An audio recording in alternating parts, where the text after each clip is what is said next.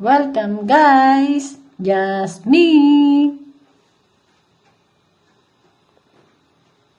Hello mga guys! Welcome muli sa aking channel. Ngayon naman po ay tayo magluluto ng bilo-bilo. Bilo-bilo po ay isa rin traditional pagkain ng Pilipinong tipo sa malagkit po ito na gawa. At mga guys, ang aking ingredients. Unang-una meron po tayong kamote at gabi. Pinagsama ko na ginayat ko na ng kwadrato. Meron tayong sagong maliliit na iluto ko na rin guys. At ito yung ating langka. Meron tayong kamote na kamoting kahoy. Meron saging. At meron tayong coconut milk. At meron tayong gatas na malapot. Meron tayong gatas na pressed milk. Lalagyan din natin. At sugar.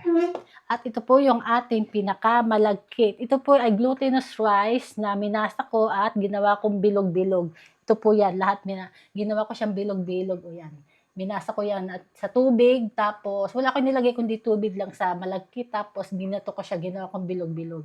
O ayan guys, ang ating lulutuin para sa ating bilo-bilo. Let's go mga guys! Ito guys, meron na tayong kaserola. Ngayon, lalagyan ko na siya ng isang gata. At lalagyan din natin ng tubig. Bali, isang ganito rin. Dito ko natin susukatin ng tubig. Yan. Isang bukadin mo ng tubig natin ilagay. Pakukuluan natin yan. Isasama na rin natin itong yung langka at ang kamoting kahoy. Yan. Sabay natin siya pakukuluan guys. Mamaya natin lalagay yung ibang mga ingredients. Pagka kumulo at medyo malambot ng konti itong kamoting kahoy. Isusunod na rin natin ang kamote at saka itong gabi. Kasi medyo may lambutan ng konti yung kamoting kahoy. Lalagay ko na rin itong kamoting isa at saka yung gabi. Antayin uli natin itong lumambot guys, yung mga iba pa nating ingredients. Bago natin ilagay uli ang ibang susunod pa. Ayan, pakita ko sa inyo mamaya pagka medyo kumulo na to.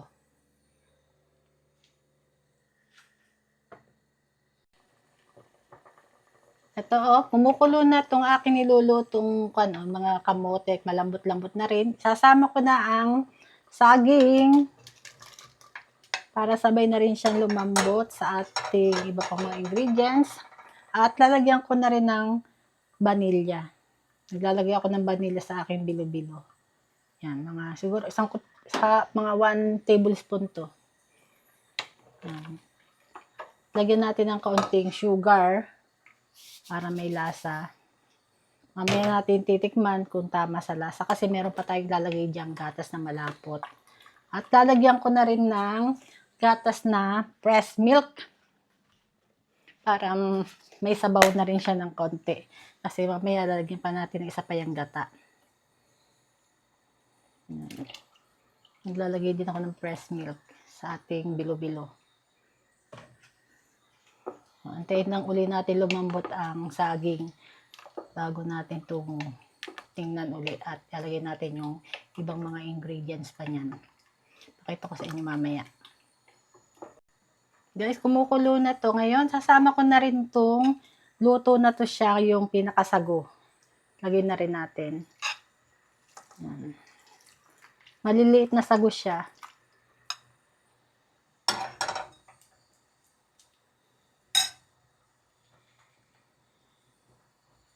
Ayan o. Malapit na kasi siyang maluto dahil pang last kong ilalagay yung pinaka glutinous niya, yung malagkit na bilog-bilog. Lalagay natin dito. Ayan. Kasi malambot na rin yung mga kamote, yung saging, yung langka, okay na rin yan, at saka yung gabi. Haluin lang natin mabuti para maghiwalay-hiwalay yung sago bago natin ilagay ang malagkit. Ayan. Isusunod na natin dito ang malagkit. Nahalo natin maayos. Sa lasa, titikman na lang natin. Medyo may lasa na siya, pero tikman pa rin para kung kulang sa lasa, pwede natin lagyan ng asukal. Kasi may gatas na malapot pa akong ilalagay. Hiwalay-hiwalayin lang natin itong sagok maliliit. Kasi nagdikit-dikit siya dahil nga naluto ko na. Ayan. Hiwalay natin.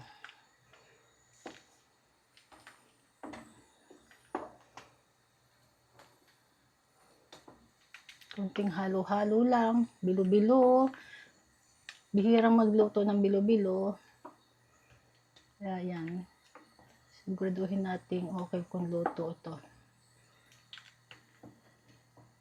Yan. Lalagay ko na rin kasi ang pinakamalagkit niya. Haluin din natin. Syempre, bago ilagay kasi kailangan haluin dahil magdidikit-dikit yung pinakamalagkit. So guys, halagyan na rin natin yung malagkit. Ayan, sabay halo agad para hindi siya magdikit-dikit. Kasi kailangan niya hinahalo para hindi siya magdikit-dikit yan, no? Hanggat siya maluto. Madali lang maluto ang malagkit.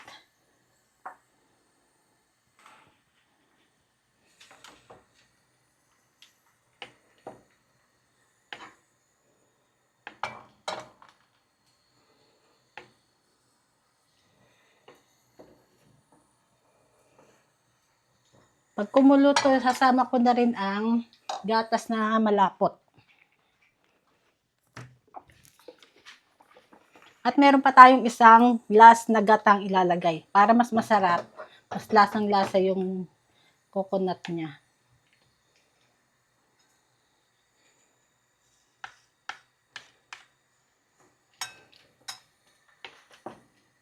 Ito, samahan na rin natin ng coconut ulit.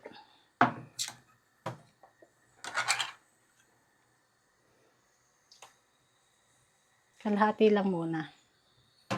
Tingnan natin kung okay na ang lasa niya.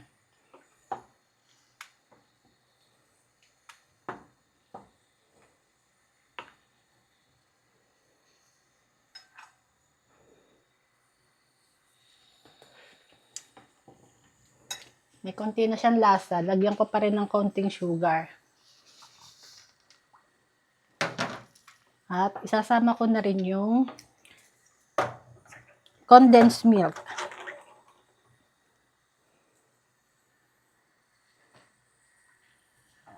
Yan ang magpapasarap din sa ating bilo-bilo.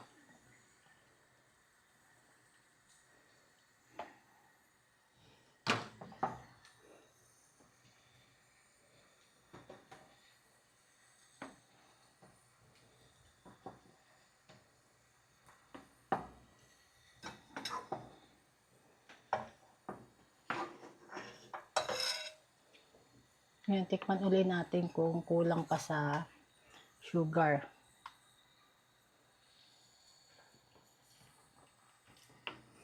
May konting tamis na siya.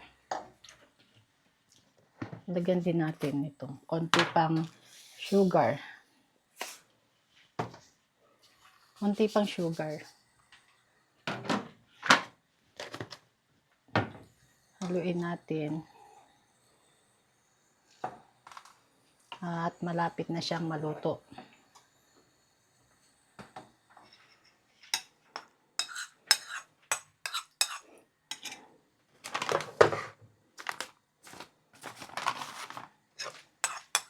Nakurap ang konting.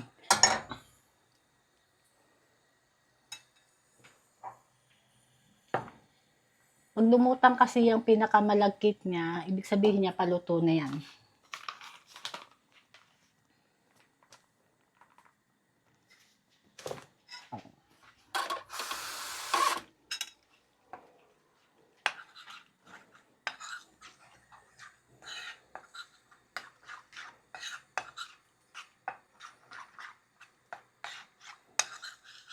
Ito guys, meron akong kinuwang malagkit.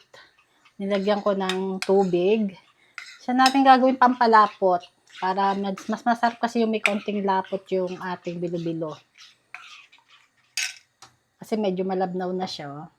Yan, palalaputin natin. Lalagyan natin ng konti nito.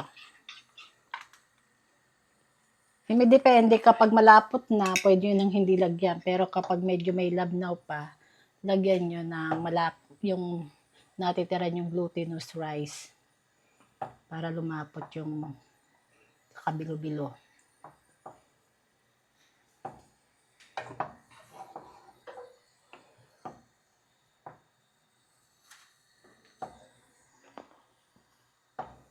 Ayan, heto mga guys, oh. Luto na ang aking nilulutong bilo-bilo. Ngayon maglalagay tayo sa isang plato at ating titikman kung masarap. Ito.